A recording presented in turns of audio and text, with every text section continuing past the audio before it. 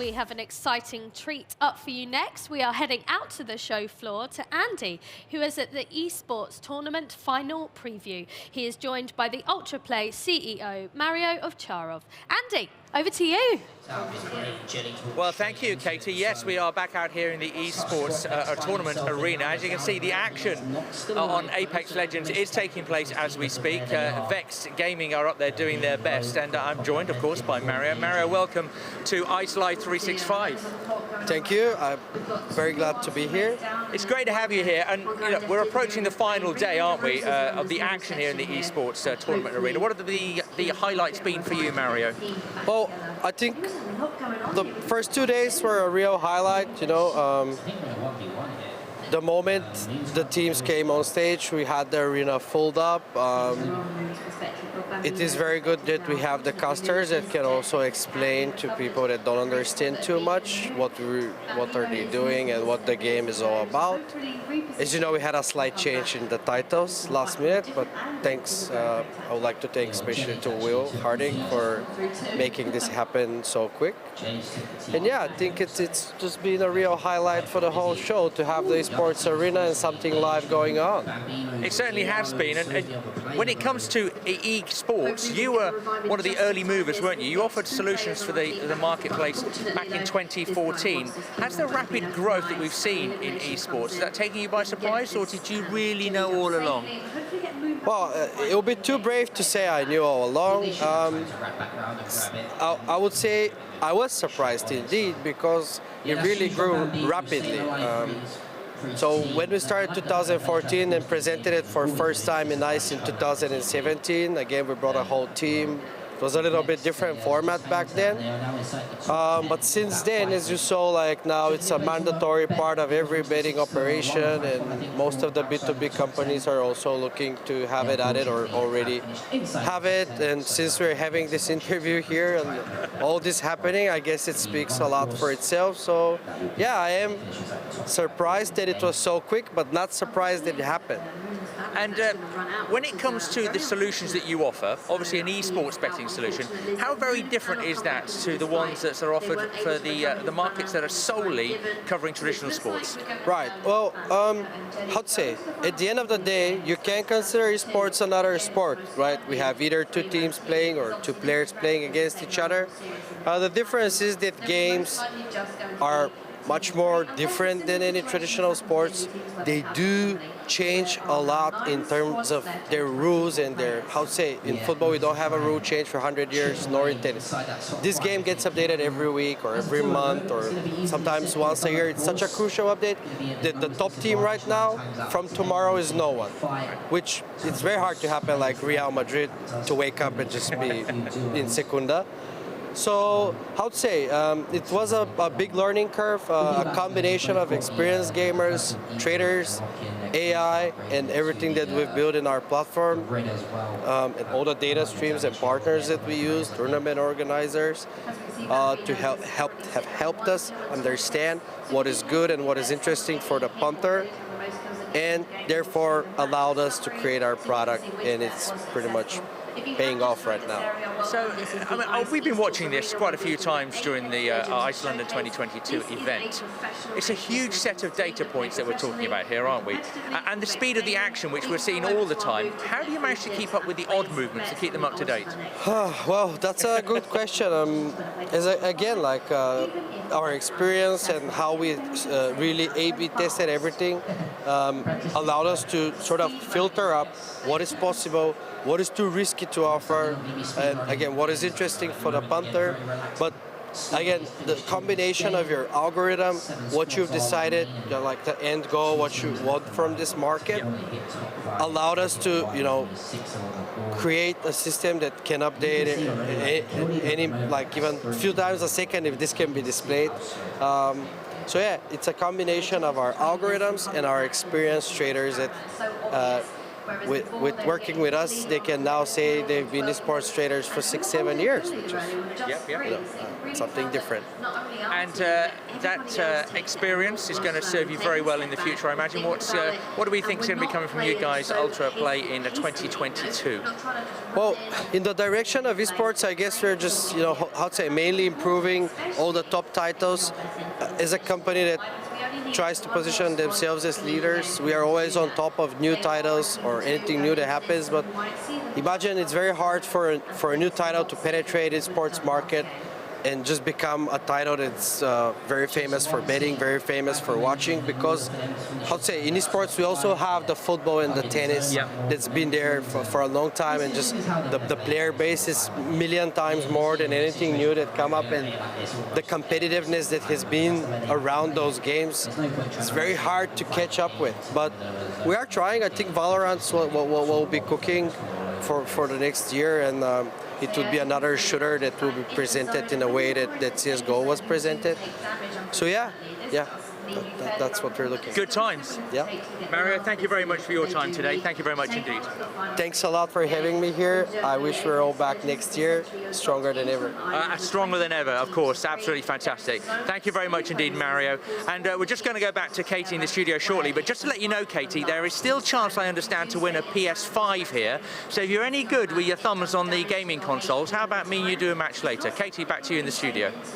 Oh, a PS5? All right, I'm coming down to the Esports Arena very shortly. I am joined by Stuart Hunter in the studio. Welcome back. Hey, Katie, how are you? Good to see you again. I'm well, thank you. Should we go down to the Esports Arena and... Totally. I'll take you on. What's the game? No idea, but I think we should just head on down there anyway. I think you definitely go. Yeah, we should do it. So how are you doing? It's day 3. Good. I can't believe we got all the way through. I remember being here on the opening morning. I don't know where the last 2 days have gone, or 3 days have gone. It's been like a blur, but a good blur. And we were talking just now ahead of the interview about Ice365 Live streaming out to the event. How is it sort of added to the experience? Yeah, we were saying it's every little corner of Ice you go to, there's a little. There's screens, it's being broadcast obviously globally, but when you're in the show experience is exactly what we hoped it would be. Just that feeling of linking everything together, of Ice having a kind of a heartbeat, and also just giving that content and that experience to those that couldn't be at Ice this year. So it's just been, I think it's been really fantastic, and it's something we're going to grow on. I think you've done an amazing job, by the way. Oh, thank you. And the team as well, Yeah, it's been a brilliant team, so thank you. Thank you for that. No, it's been and what's been your highlight of the show? Do you know, I knew you were going to ask me that. And it's really difficult to answer, because every couple of hours there's been a highlight. Top 3? I sort of started the week before we opened Ice, during build-up, with a fabulous dinner with the European Casino Association, where we got to meet some of the finest operators across Europe. So that really kind of kick-started the whole experience for me. And then running through the event, obviously we've had Ice365, as we talked about, as a new proposition here, seeing all the exhibitors come together, the level of investment that they've put into their offerings. I think I said when we opened the show, we've counted almost 1,800 product launches here this week. So it's been a real moment. But I think there's been great displays on stands. There's been great social engagements. We've had the conference that was really well received. We've also opened our new ESIC conference, our esports conference that's been there today. I was just up there and seeing that all reskinned, and a completely new audience coming in there. So yeah, loads of highlights. We've been doing these wrap-up, you guys have been helping putting these wrap-up videos together every day, and you can see the amount of things that are going on. Too many to mention, and I think I'll probably next week, when all the dust settles, be able to articulate a little bit more. But it's been a blur, but it's been fantastic. And your work doesn't stop at the end of the show day. It continues into the night. So have you had any sleep? Well, you can probably hear by my ever so croaky voice that sleep has not been a priority this week. Not just for me, I think for every single person that's been here. Whether you're working hard or playing hard, I think that value of being back together has really kind of been at the forefront. That together never felt so good. Has been our strapline this year, and I think everyone really gets why that was our strapline. It's been a moment. So yeah, really great to see everyone socializing, meeting old friends, but meeting new as well. And it's that whole work hard, play hard, and hopefully everyone's got some really great business done this week, but had some fun as well. Could that be the strap line for next year? Work hard, play hard. Totally. I think it should be. Yeah, you've made the decision. Let's run. Well done. Now, we had Naomi Barton in the studio yesterday, Yeah. and she gave us an insight into the figures of the footfall for day one. Have you got any statistics? Yeah, really happy to share. Obviously, you know, when it comes to live events, we always kind of err on quality versus quantity, but I think it's an interesting stat. I think especially with the return to live, with, you know, people still struggling to travel a little bit, and obviously, you know, we know the new date lines for ICE. It's crossing over, you know, school holidays, religious holidays, and you know, the more and more people I speak to, they've been sharing the amount of effort that they've all put in to get here. And I think we genuinely really appreciate that. People have had to take or move holidays or be away from family a little bit and some personal celebrations to be here. So it just goes to show how important it's been for everyone to reconnect. But I want to document that, you know, myself, the team, the wider gaming team, we totally appreciate that effort. So hopefully it's been worth it for everyone. But yeah, so we've had, I think over, well, as of probably earlier this morning, over 24,000 attendees that have been to ICE to date. So where we end up today, we'll kind of disseminate that and share those out. I think over the course of the 2 days, we've had 38,000 visits to the show. So these are huge numbers, really big numbers that I guess in some respects might be surprising for some people, considering the challenges. But it totally shows the commitment to everyone to be here. And 56% of the attendees that we've had this year have been from the international audience. So, you know, I guess there was some assumption because of the new dates and the challenges globally that perhaps we wouldn't get as many international visitors. That's not been the case. So I think it's beyond our expectations in many respects. And I'm certainly hearing the same thing from the exhibitors. So great. So it has surpassed your expectations? Yeah, I think, you know, ICE is a very well-established product. In a normal period, obviously it runs in February every year. There's lots of historical trends that give you that conviction of pretty much knowing where you're going to land in terms of attendees. Obviously registration for the show was really good, but we expected redemption, people turning up to be a little bit lower, all things considered, but actually that is where we kind of, the calculation, we were a little bit cautious, but that's where we've been pleasantly surprised in terms of actually seeing people make that last effort to get here and have 3 great days. So, yeah, we're totally blown away by it, and we really appreciate all the great comments that we've had from the exhibitors, from the media, from the attendees. So it's certainly been worth all the months of hard work for the team, but also for everyone that's been here. We know it's been a lot of hard work, a lot of stress, but I really hope that it's been worth it for everyone. And the composition of the show floor has been different this year. Are future visitors of the show likely to see a return of previous compositions, or are they expecting to see change moving forward? No, for sure. Obviously, it's sort of well documented with the new date line that for quite a lot of brands meant that they weren't able to attend this year. And obviously, you know, our hand was forced with having to move the show because of the COVID conditions. And really moving a show the size and scale of ICE is, I would say, largely impossible. But with the help of Excel and some amenable other event organizers that had this space and encouragement to try and relocate some other shows, we were able to at least find this date. So it was either this or nothing, and the industry was saying, well, we need something to happen. So we arrived in this position. But yeah, there are certain sectors that are still kind of in recovery, and obviously the land-based industry is one of those. But this is a moment in time. This is the version of ICE for 2022. For 23, everyone is back. You know, ICE, it's set out to represent the entirety of the gaming ecosystem.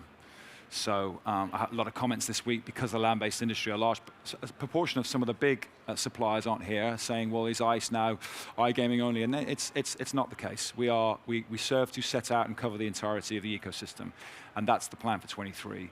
So I think this year's show is probably 65–70% of a normal size ICE, but for sure February will be back to its normal size, back to featuring all of the brands that weren't able to make it here this year, and many more, I think. And obviously everyone's had a good week this year, so everyone wants to still take a bit more space, which is going to be a bit of a headache for us in terms of rejigging the jigsaw. But that's a good problem for us to have, and we look forward to kind of working that on.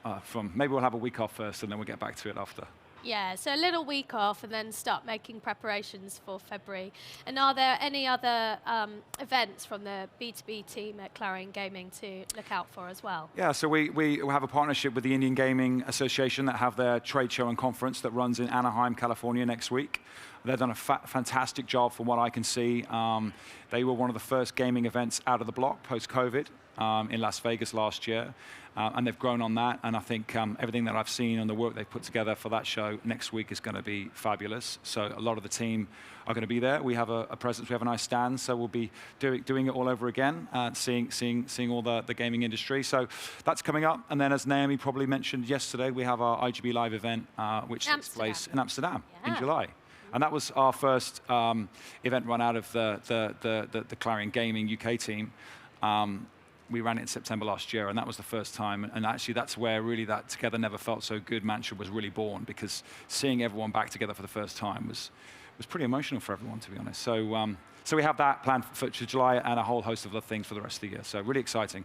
Lots to keep us busy. Yes, lots indeed. And so when will you get to hang your hat up for Ice London? Will it be tomorrow? Will it be in a week's time? Well, for this Ice London 2022. So I feel nervous mentioning that, because even if I hang my hat up, let's say today or tomorrow, the operations team, who have been here already for probably 10 days, are going to be here at least for another almost a week, I guess, helping with kind of the pull-out, taking the show down, etc. So there are teams that have literally been on XL, which feels like a lifetime for them already. So, I'll be there to support them, but they have a great job to do to get the show finished. But yeah, I think we're here today, we're here tonight, we're here tomorrow, and we'll make sure that everyone gets out of the event in a nice, timely fashion, and help the exhibitors get ready for transiting back to their HQ, and everyone can travel home and hopefully reminisce and have good memories of a great week.